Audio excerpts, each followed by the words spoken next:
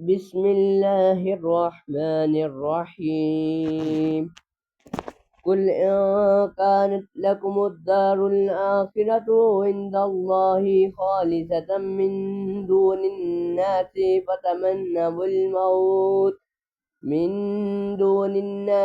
فتمنوا الموت إن كنتم صادقين، ولن يتمنوه أبدا بما قدمت أيديهم، والله عليم بالظالمين.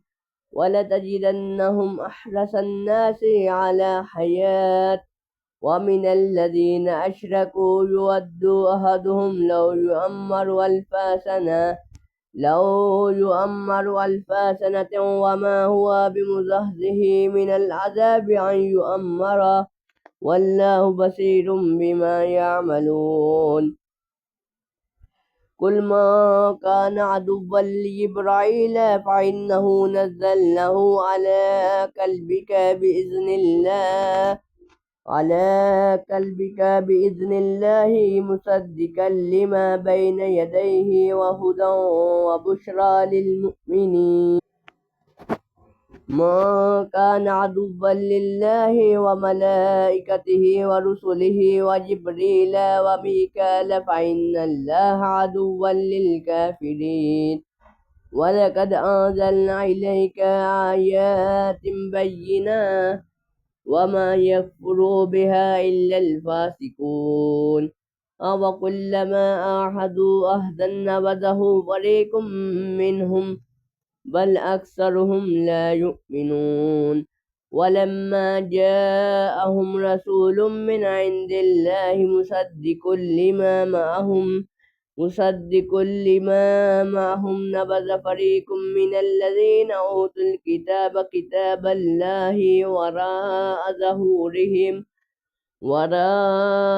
ظهورهم كأنهم لا يعلمون. واتبعوا ما تتلو الشياطين على ملك سليمان، وما كفر سليمان ولكن الشياطين كفروا يعلمون الناس وما أنزل على الملكين ببابل هاروت وماروت، وما يعلمان من أحد حتى يقولا إنما نحن فتنة فلا تكفر، فيتعلمون منهما ما يفرقون به بين المرء وزوجه، وما هم بدارين به من أحد إلا بإذن الله، ويتعلمون ما يضرهم ولا ينفعهم، ولقد علموا لمن اشتراه ماله في الآخرة من خلاق، ولبئس ما شروا به أنفسهم لو كانوا يعلمون. ولو أنهم آمنوا واتقوا لمثوبة من عند الله خير لو كانوا يعلمون. يا أيها الذين آمنوا لا تقولوا رائنا وقولوا انظرنا واسمعوا وللكافرين عذاب أليم. ما يود الذين كفروا من أهل الكتاب ولا المشركين أن ينزل عليكم من خير من ربكم، والله يختص برحمته من يشاء، والله ذو فضل العظيم. ما نسخ من آية أو ننسها نأتي بخير منها أو مثلها. ألم تعلم أن الله على كل شيء قدير؟ ألم تعلم أن الله له ملك السماوات والأرض، وما لكم من دون الله من ولي ولا نصير. أم تريدون أن تسألوا رسولكم كما سئل موسى من قبل، ومن يتبدل الكفر بالإيمان فقد ضل سواء السبيل. ود كثير من أهل الكتاب لو يردوكم من بعد إيمانكم كفارا حسدا من عند أنفسهم من بعد ما تبين لهم الحق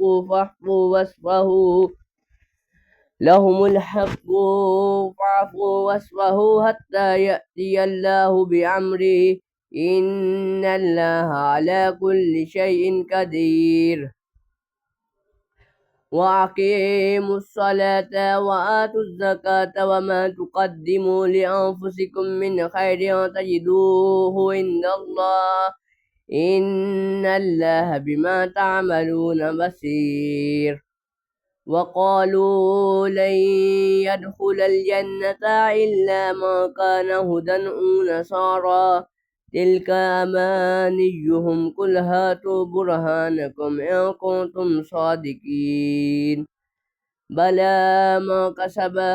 بلى من أسلم وجهه لله وهو محسن فله أجره عند ربه ولا خوف عليهم ولا هم يحزنون وقالت اليهود ليست النصارى على شيء وقالت النصارى ليست اليهود على شيء وهم يتلون الكتاب كذلك قال الذين لا يعلمون مثل قولهم فالله يحكم بينهم يوم القيامة فيما كانوا فيه يختلفون ومن أظلم ممن منع مساجد الله أن يذكر فيها اسمه وسعى في خرابها أولئك ما كان لهم أن يدخلوها إلا خائفين لهم في الدنيا خزي ولهم في الآخرة عذاب عظيم ولله المشرق والمغرب فأينما تولوا فثم وجه الله إن الله واسع عليم وقالوا اتخذ الله ولدا سبحانه بل له ما في السماوات والأرض كل له قانتون بديع السماوات والأرض وإذا قضى أمرا فإنما يقول له كن فيكون وقال الذين لا يعلمون لولا يكلمنا الله أو تأتينا آية كذلك قال الذين من قبلهم مثل قولهم تشابهت قلوبهم قد بين الآيات لقوم يوقنون إنا أرسلناك بالحق بشيرا ونذيرا ولا تسألوا عن أصحاب الجحيم